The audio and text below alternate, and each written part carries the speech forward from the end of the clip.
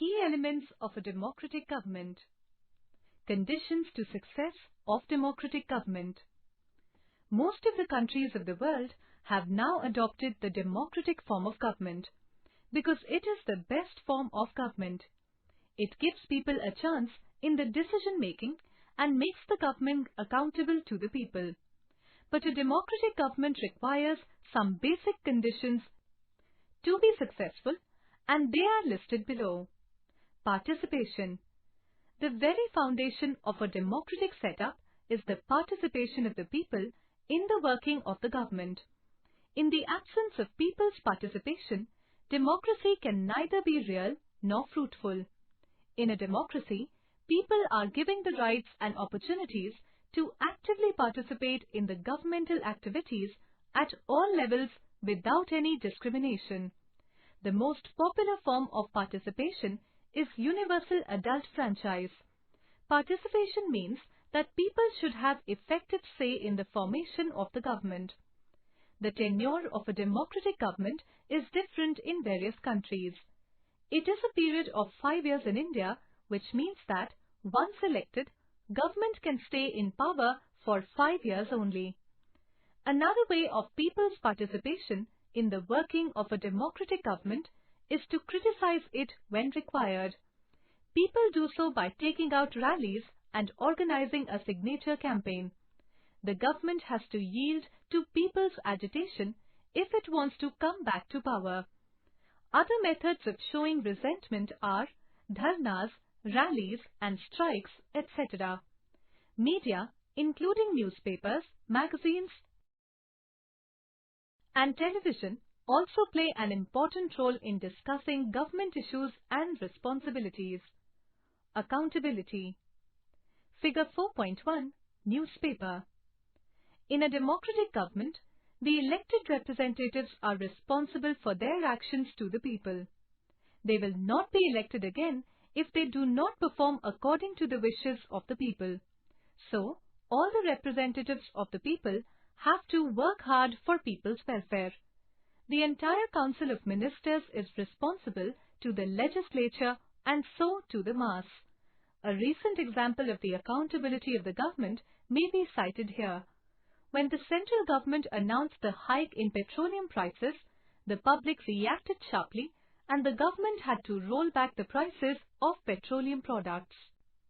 Resolution of conflicts. Disputes and conflicts are inevitable in a society or country.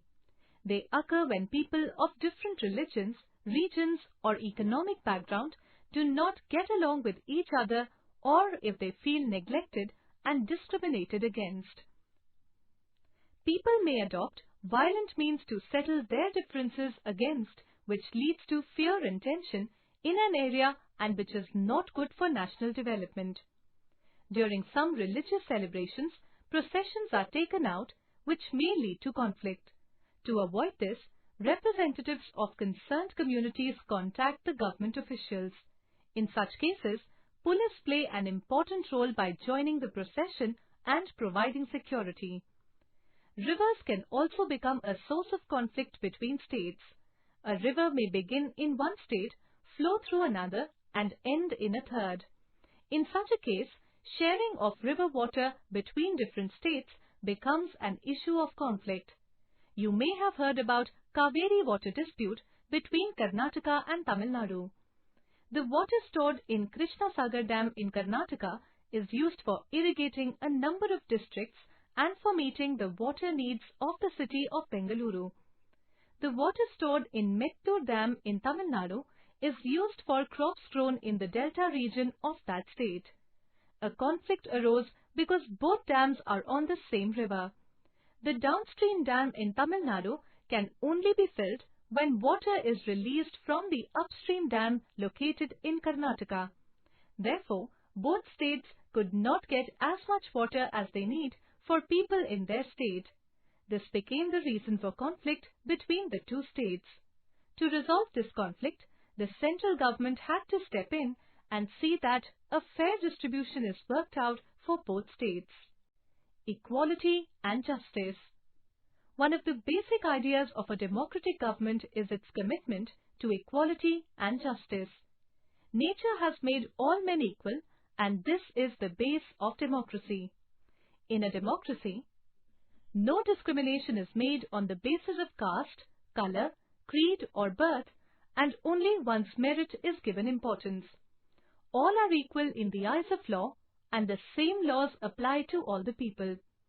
All are given equal opportunity to hold public offices, and nobody is given special treatment, so equality and justice are inseparable. The earlier practice of untouchability is now banned by law. This group of people were denied education, transport and medical facilities, and even the chance to offer prayers. Many social reformers, including Dr. B.R. Ambedkar, realized that such practices must not be continued and that justice can only be achieved when people are treated equally. The government also recognizes this and makes special provisions for groups within society that are unequal. For example, in our society, there is a general tendency to value the boy child more than the girl child.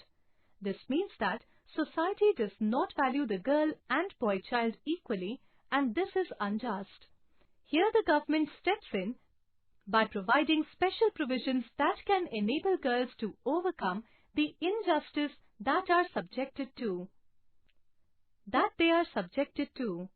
Thus, it became possible that fees for girls' education might be waived or lowered in government schools and colleges.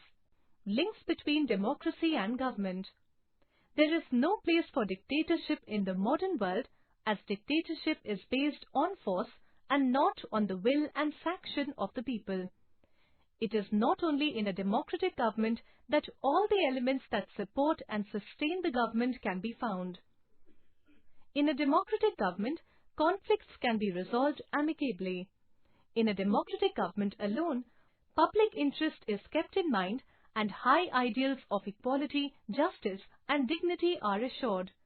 Public servants, who are the officers of the government, are accountable for their actions and the exercise of authority.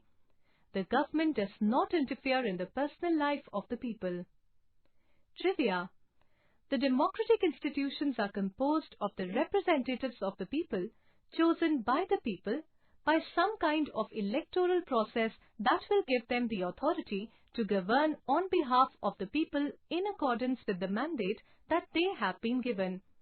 The extent to which the elected representatives must precisely carry out this mandate and the extent to which, once elected, they may exercise their own judgment may vary from one democracy to another or from one political party to another.